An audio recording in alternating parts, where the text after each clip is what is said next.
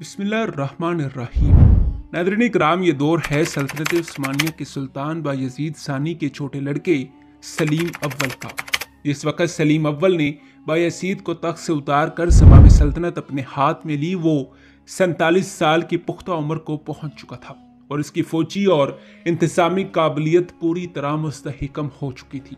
इसने सिर्फ 8 साल हुकूमत की, लेकिन इस कलील मुद्दत में सल्तनत उस्मानिया की वुसअत को दोचंद कर दिया। इसने यूरोपियन मकबूजात में कोई इजाफा नहीं किया, मगर एशिया में दियार बकर, कुर्दिस्तान, शाम, मिस्र और अरब का एक बड़ा हिस्सा, जिसमें हरीमैन शरीफैन भी दाखिल थे, फतह करके अपनी सल्तनत में शामिल कर लिया।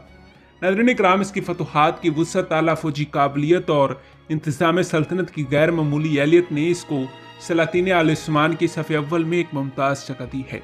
इन खसूसियात के अलावा इल्म फसल में भी इसका पाया नहायत बुलंद था।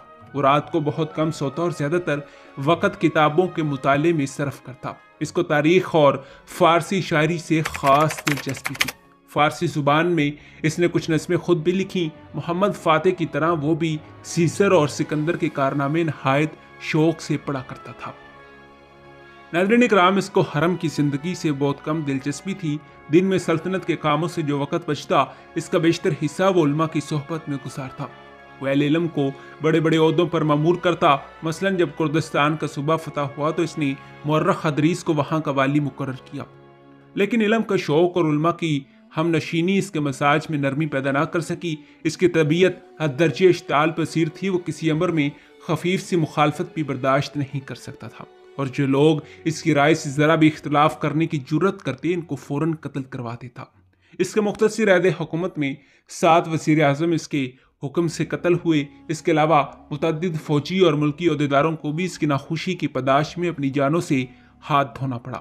नाज़रीन इकराम, जो लोग वज़ीर आज़म के ओहदा पर मुकर्रर किए जाते थे, इनको अपने अंजाम का इतना यकीन होता था कि वो इस हलाकत आफरीन जिम्मेदारी को कबूल करने से पहले एक वसीयतनामा लिख कर छोड़ जाते थे, और अक्सर इनकी पेशबीनी सही साबित होती थी। चुनाचे एक रोज़ वज़ीर आज़म पीरी पाशा ने सलीम से अर्ज़ किया कि मेरे बादशाह, मैं जानता हूँ कि जल्द या बदीर तुझे इस वफादार गुलाम को कत्ल करने का कोई ना कोई हीला मिल जाएगा। लिहाजा इल्तिजा है कि कत्ल से पहले मुझे थोड़ी मोहलत अता फरमा, ताकि मैं इस दुनिया से मुतालिक अपने कारोबार का इंतज़ाम कर लूँ और तेरे हुक्म से दूसरी दुनिया में जाने के लिए तैयार हो जाऊँ।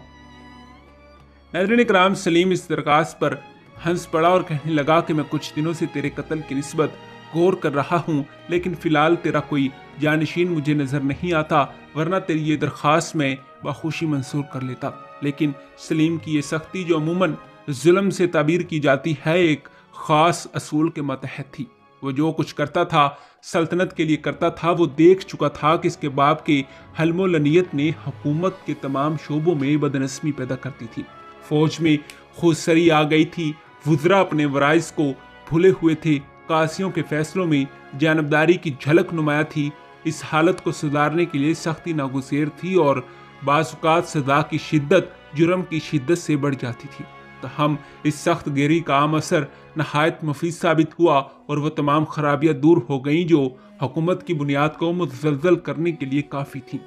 नाज़रीन इकराम, और रखीम ने सलीम को ज़ालिम लिखा है, लेकिन यह अजीब बात है कि इन मुसालिम के बावजूद वो राया में नहायत मकबूल था। जो तरसे अमल अफराद के लिए जुल्म का हुक्म रखता था, वही राया के लिए हक में रहमत बन गया था। नाज़रीन इकराम, सलीम ने जिस वक़्त बायज़ीद को तख्त से उतार कर सल्तनत पर कब्जा किया था, इसके दोनों बड़े भाई करकूद और अहमद एशिया कुचक के 2 सूबों के हाकिम थे। इब्तिदा में इन दोनों ने इताअत का इजहार किया। सलीम इनकी तरफ से मुतमिन ना हुआ। इसको तख्त पर बैठते ही चंद ही रोज़ गुजरे थे कि शहजादा अहमद ने, जो अमासिया का हाकिम था, में बगावत बुलंद करके भरोसा पर कब्जा कर लिया। सलीम फौरन एशिया कुचक पहुंचा। अहमद भरोसा छोड़कर भागा और अपने दोनों लड़कों शाह इस्माइल के पास भेजकर मदद की दरख्वास्त की। नाज़रीन इकराम, सलीम ने वो भरोसा पर कब्जा कर लिया, लेकिन इसकी फौज के बाज़ अफसर शहजादा अहमद से जा मिले और लड़ाई फिर छिड़ गई। इब्तिदा में अहमद को चंद मामूली फतूहात हासिल हुई, लेकिन बिलाखिर इससे अपनी जान लेकर भागना पड़ा। सलीम ने वज़ीर आज़म मुस्तफ़ा पाशा को, जो अहमद से मिल गया था, फांसी दे दी, और इसके बाद अपने 5 भतीजों को, जो भरोसा के बाद उमरा के घरों में छुपे हुए थे, गिरफ्तार करके कत्ल करवा डाला।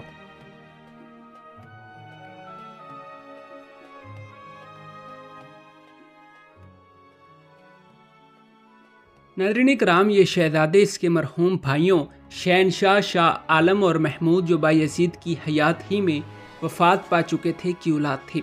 शहज़ादे करकूद इस वक्त तक अपने इलाके शाहरुखान में खामोश बैठा था, लेकिन इन शहज़ादों के कत्ल की खबर सुनकर इसने समझ लिया कि इसकी बारी भी अब आया चाहती है। इसलिए वो भी अपनी जान की हिफाजत का सामान लेकर यानी चरी को अपना तरफदार बनाने की कोशिश करने लगा। सलीम को इसकी तैयारियों की इतला हो गई। वो नहायत खामोशी से शिकार का बहाना करके 10,000 सवारों के साथ करकूद की हुकूमत में दाखिल हुआ और इसे गिरफ्तार कर लेना चाहा।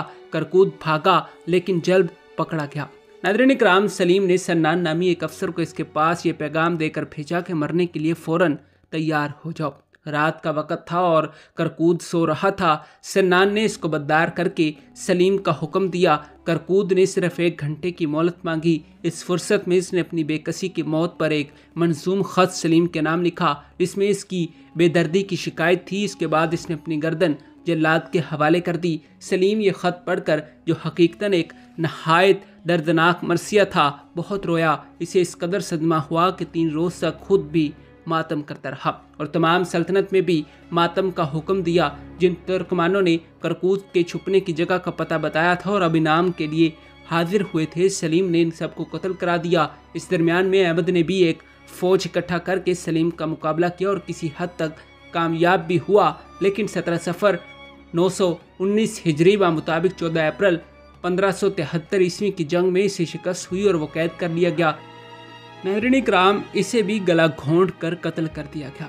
जी हाँ नाज़रीन कराम, यही हमारी आज की वीडियो का मौजू था। उम्मीद है कि आपको वीडियो पसंद आई होगी। मिलते हैं इसी मौजू की अगली किस्त के साथ। तब तक दीजिए इजाज़त। खुदा हाफिज़।